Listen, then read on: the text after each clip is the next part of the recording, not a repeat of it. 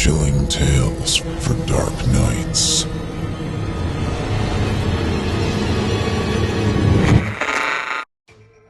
The following performance is a second-round entry in the 2018 Evil Idol voice acting competition, in which you, the listener, get to help decide who wins.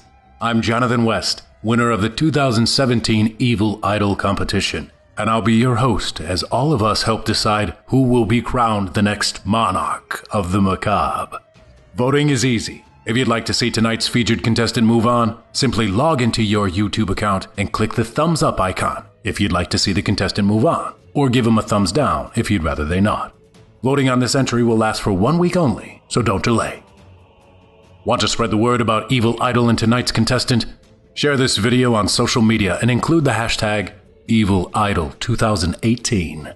For myself and the creative team behind Chilling Tales for Dark Nights, good luck to all of our contestants. And thank you, listener, for helping us to coronate this year's Tyrant of Terror.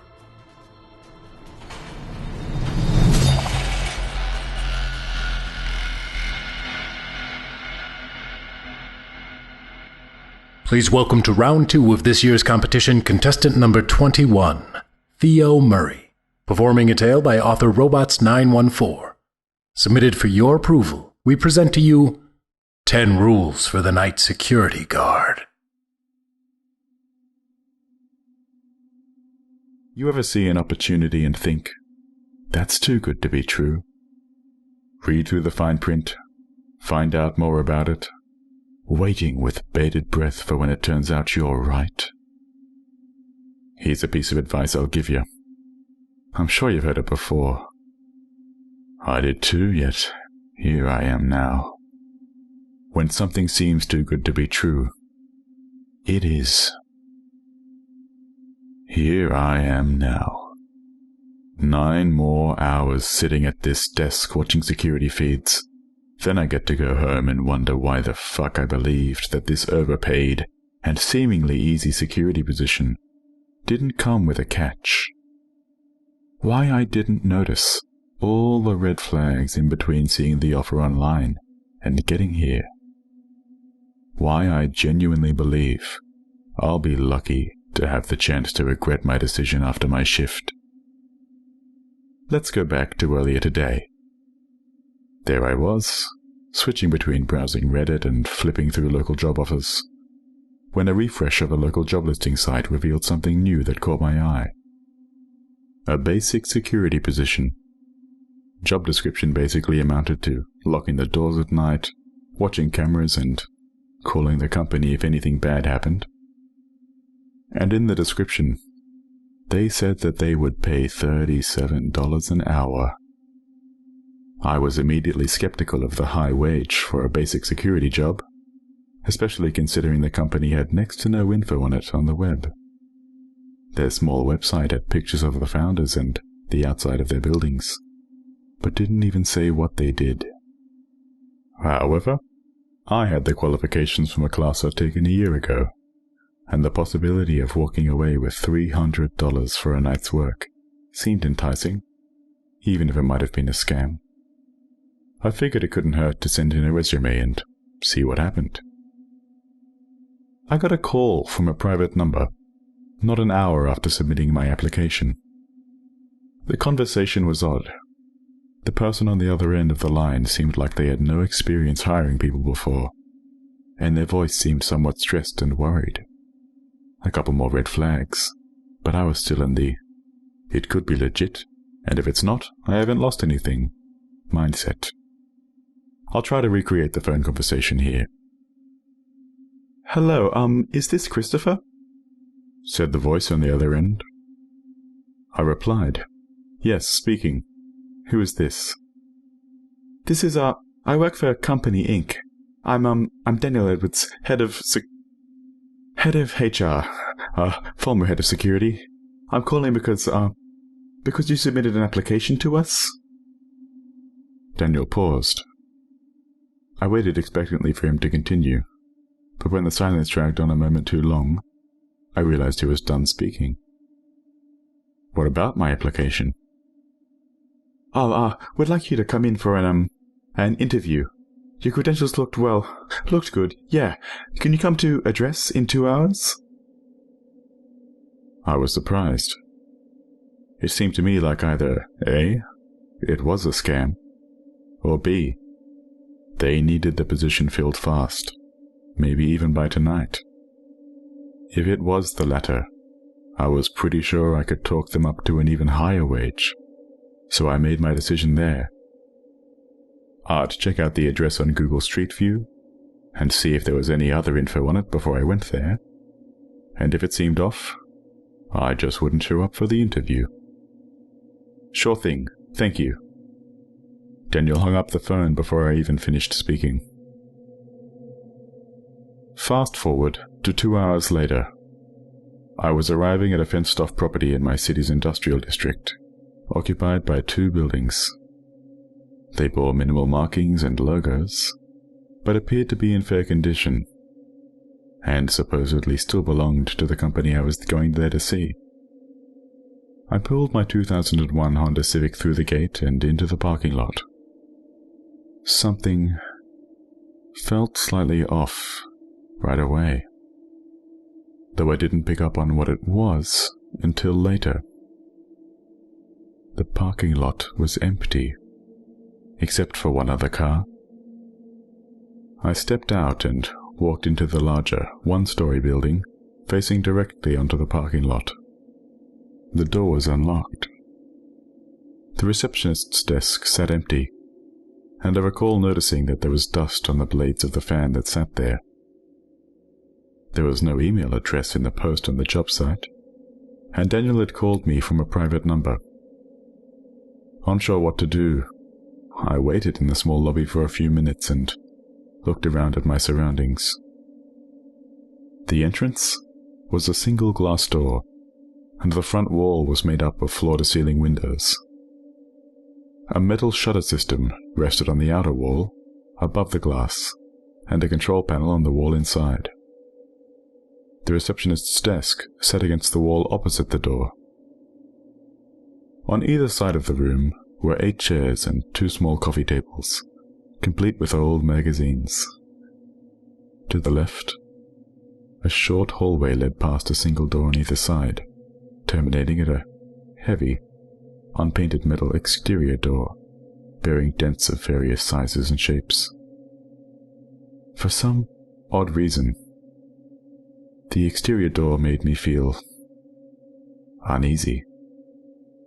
All 3 doors contained a single small window, the kind with wire mesh inside it, obscured by black paint or cloth on the inside. To the right led another hall. Oddly enough, I can't recall the length, and I usually have good attention to detail. Was it 4 doors on either side? No, 2. 16 maybe? I'm not even sure it had a length. I didn't look at the end of the right hallway. Behind the receptionist's desk was another, longer hallway, terminating in a T-intersection. The first door on the left was made of brown painted metal, and bore a small placard of Security Office. After waiting for a minute, a man rushed in through the front door. "Sorry to have kept you waiting. I'm Joshua Collins, head of HR." He spoke quickly and seemed frantic and skittish. He didn't hold eye contact for more than a second at a time. As he shook my hand, I could feel that his palms were sweaty and cold. "Christopher Newman." I paused for a second, suddenly hit by a wave of skepticism, and decided to test if he could keep his story straight. I spoke to a man named Daniel Edwards on the phone. I thought he said he was the head of HR. Joshua ignored me and continued. "Mr. Newman, my company needs a new security guard fast. The last 2 quit this morning, and we can't afford to go a night without someone watching the property. We've tried to get you here as fast as possible, because you'll need to be ready to work by sunset. We're in a rush, so we'll skip the usual process. If you're able to start right now, then you can consider yourself hired. Your salary is $37 an hour, non-negotiable. Sign this NDA, and you can start right now." I didn't like how aggressive he was being, but it had showed that I was right. They were looking for a fast, probably temporary hire, and I wasn't about to turn down that kind of money.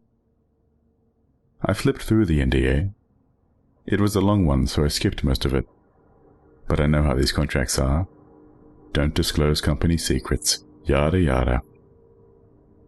I signed it, and followed Joshua to the security office. The orientation was short and simple. Here's your keychain. This one opens the door to the security office. This one opens most of the other offices. This one controls the shutter on the front windows. Here's your mag light. You can use it as a baton in a pinch, but you'd better to lock yourself in the office and call us if you see anything suspicious. All you have to do is sit in that office and watch the camera feeds. You don't need a patrol since you don't have a partner to watch the feeds when you're gone. We don't provide a uniform, just put the badge on your shirt. Front door's the only one that's unlocked right now. Ignore the other exterior doors and the offices in the long hallway. Lock the front gate.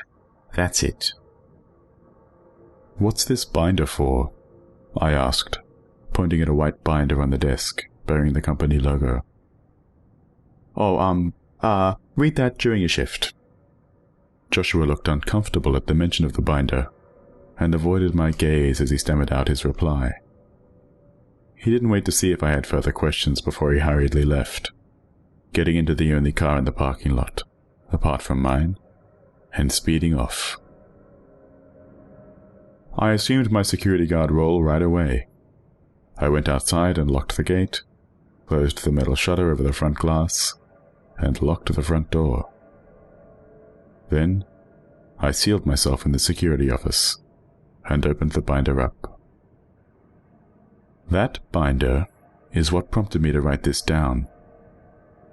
When I opened it, I expected a long, boring write-up of company policy involving various situations that may happen after hours, specific rules for dealing with burglars and vandals, you know, that sort of thing.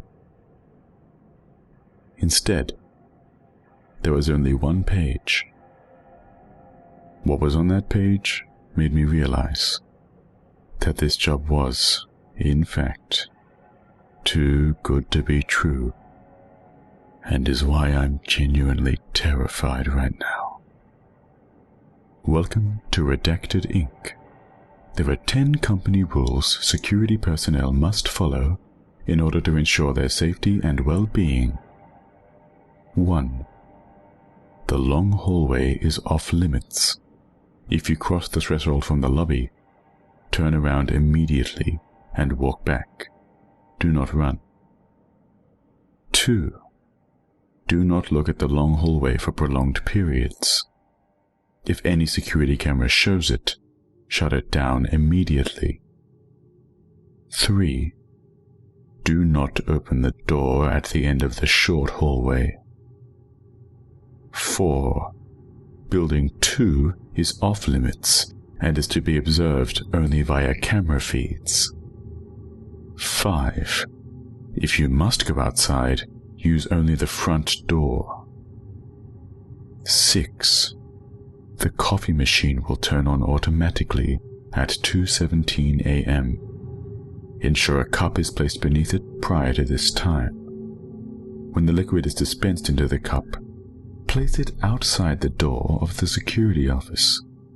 Lock the door and do not open it again until 2:37 a.m. 7. Do not leave the security office between 4:01 and 4:02 a.m. 8. If you hear a female voice coming from an indeterminate point within the building, unlock the door on the left of the short hallway. Do not enter the room unless the voice invites you to do so. Do not look at her face. If you hear a male voice upon unlocking the door, return to the security office immediately. 9. If you feel you are in immediate danger, call this number using the phone in the security office. Do not contact emergency services before sunrise. 10. Do not, under any circumstances, attempt to leave redacted ink before sunrise.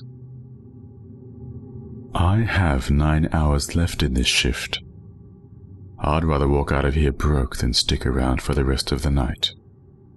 But the instructions made it clear that I'll have to stick it out till morning. Wish me luck. Update. It's 2:15 a.m. It's been fairly uneventful so far, and I hope I don't jinx it by saying that. I've just stayed in the office and split my time between watching security camera feeds and browsing Reddit to calm my nerves. It's demon coffee time in 2 minutes.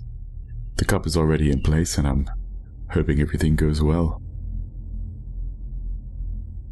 Update 2, 3:30 a.m.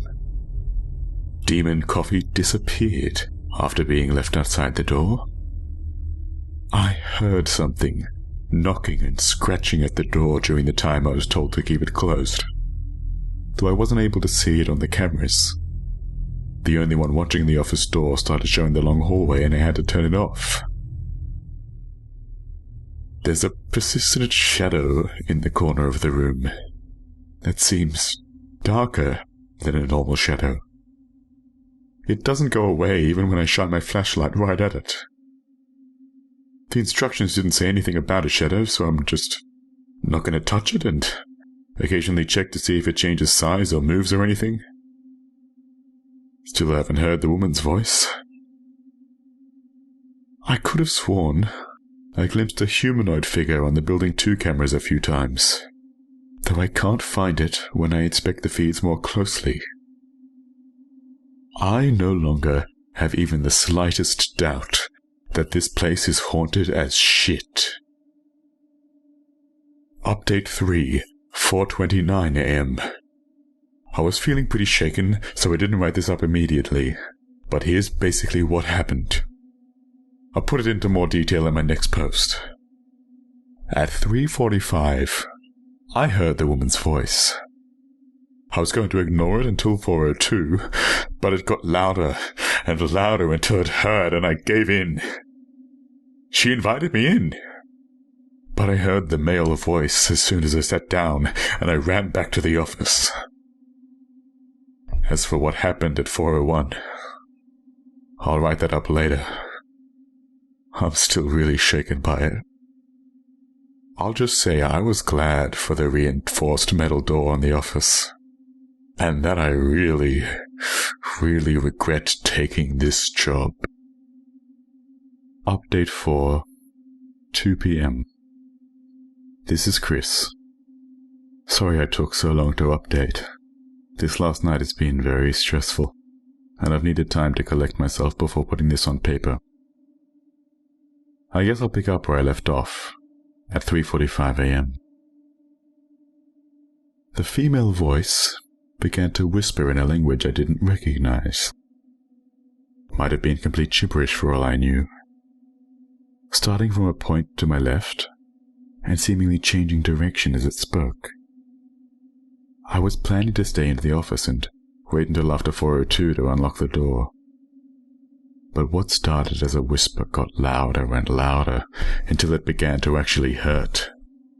The voice was all I could perceive. It came at me from every angle and seemed to scream directly into my mind. I realized that it had only been 2 minutes since she started speaking, and I'd go mad if I had to wait another 14. I ran out of the office, past the dust-covered receptionist's desk, and into the short hall where I fumbled with my keys to unlock the door.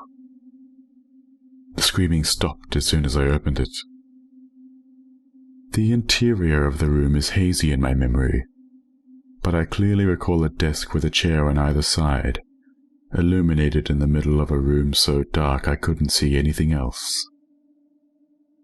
A woman sat on the far side of the desk, and motioned for me to come in and sit down across from her. Walking through the darkness was odd. My footsteps didn't make any noise, and my senses somehow seemed muffled. I had only just sat down when a male voice let out a distressed cry, and I sprinted back to the office without looking back. I made it back at 4 o'clock. I could not have spent more than 20 seconds inside the room. I said in my last post that what happened between 4:01 and 4:02 really shook me up. I promised I'd write it down here. Maybe getting it on paper will help me to stop remembering that thing. When the clock struck 4:01, I heard a blood-curdling, inhuman scream from the lobby. On the camera feed, I don't know what it was that I saw. Something inhuman, I know that. I can't recall its shape. Dark. A little bigger than a person. Seeing it then and recalling it now instills a horrible fear in me, so intense that I don't think I'll ever sleep again after seeing it. That thing. It sprinted out of the long hallway, into the lobby. It ran to the exterior door at the end of the short hallway, beat at it for a few seconds with limbs that I could neither see nor hear, but was nonetheless sure could kill me in an instant. It gave up on the door, and instead began sprinting back and forth in the hall outside the security office. All I could do was watch it run left and right on the cameras, listening to that horrible scream and the oddly arrhythmic thumping of its formless feet on the cheap linoleum tiles. As I watched it sprint, it suddenly looked at the camera. It had no eyes. I didn't see the rest of its face. All I know is that it stopped then, and I was affixed by its eyeless gaze, until even its screams seemed to fade into the background. I felt it staring into me, burning with a foreign, alien emotion mixed with curiosity. Curiosity that suddenly became hatred. As I looked at it, I knew that this being hated me more intensely than I had ever known anything could hate. It wanted to kill me. It would run forever through fire and hell in pursuit of me, would never stop until I died by its hand. I would never be free of its unending hatred. It would hunt me down until the day I died. It tore its face from the camera and lunged at the office door, and I suddenly became aware that it had never stopped screaming as it began to beat upon the scratched, painted metal. I don't know how many arms it had. It could have been anywhere from 2 to 9. It seemed to change every time it hit the door. Its screams, as alien and inhuman as they were, seemed to grow frustrated. It desperately needed to get in, needed to rip me apart, and this fucking door was keeping it from the one thing it truly wanted. This piece of metal, this creation of the abomination that is man, was stopping it from attaining the only thing it cared about. The monster's screams rose to a demonic crescendo as the door rattled more and more. I was sure it was about to give out under the stress. Just as I was beginning to accept that I was going to die here, the cacophony of screaming and clanging cut off abruptly. I checked the time. 4:02. I checked the cameras, deciding to test my luck with the one I'd turned off earlier since it was showing the long hallway.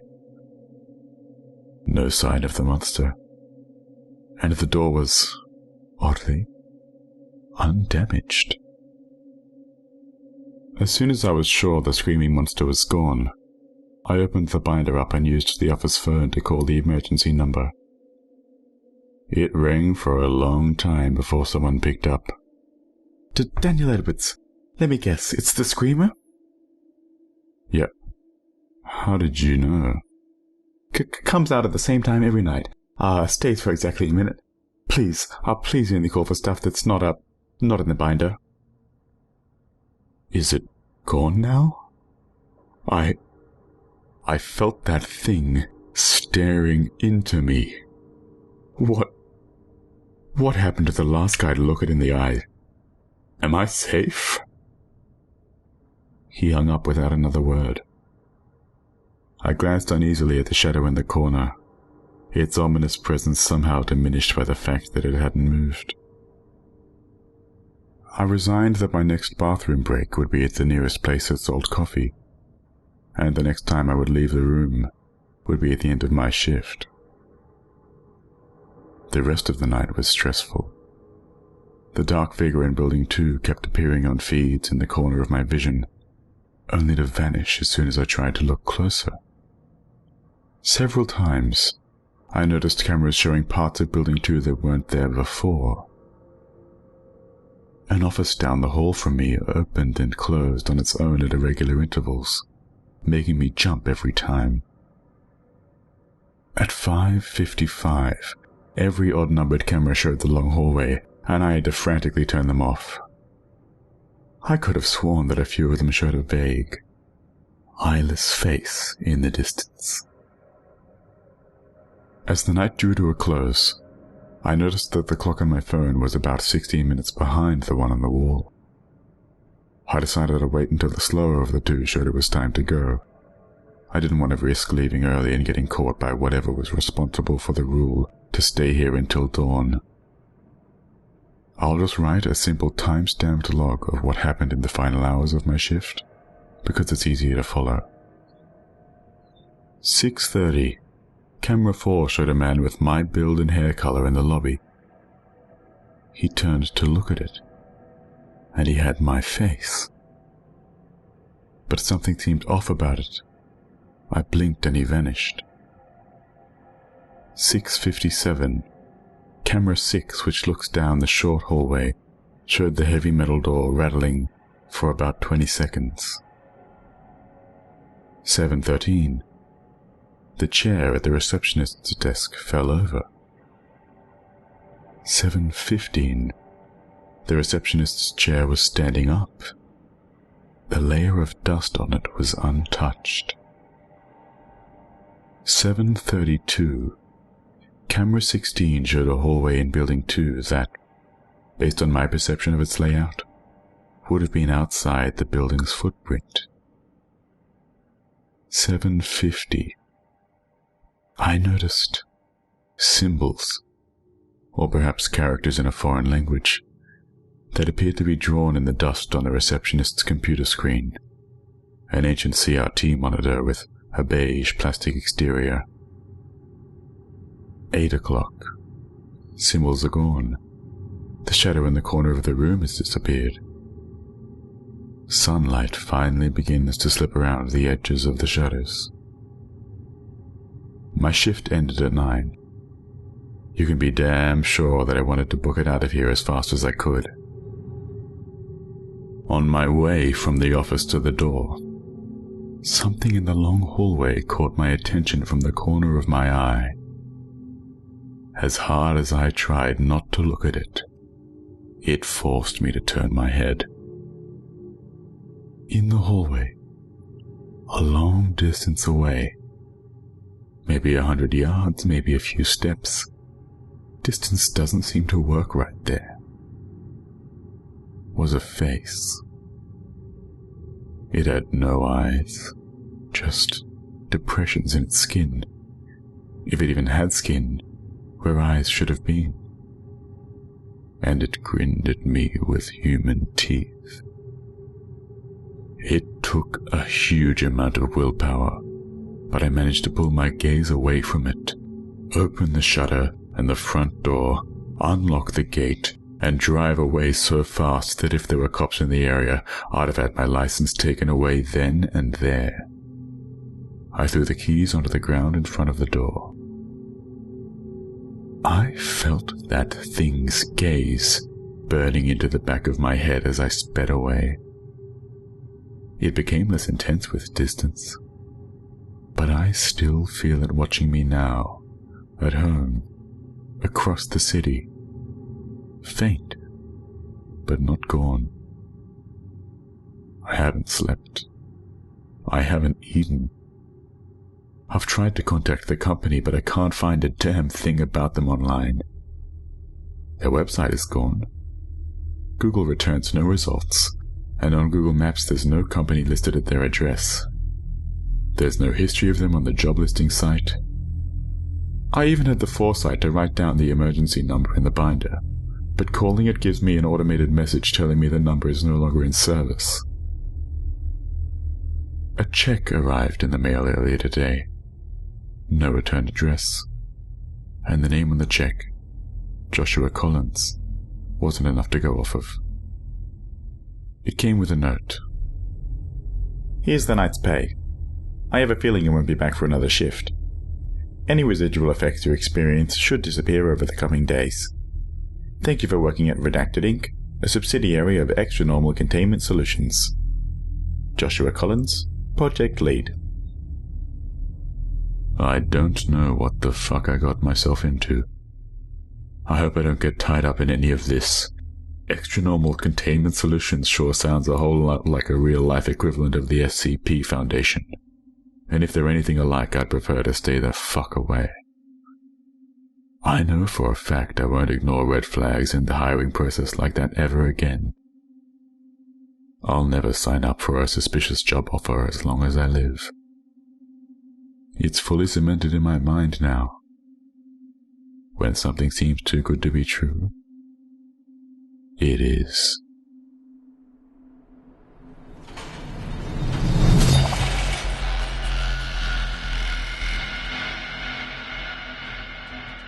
Thanks for listening.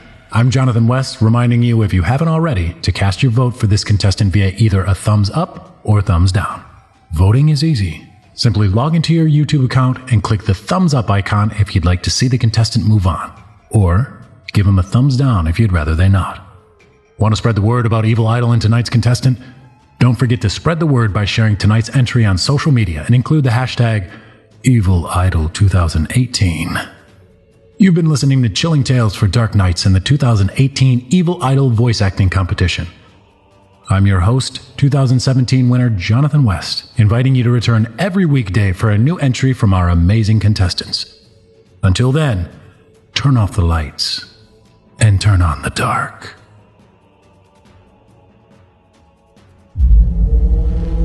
Chilling Tales for Dark Nights.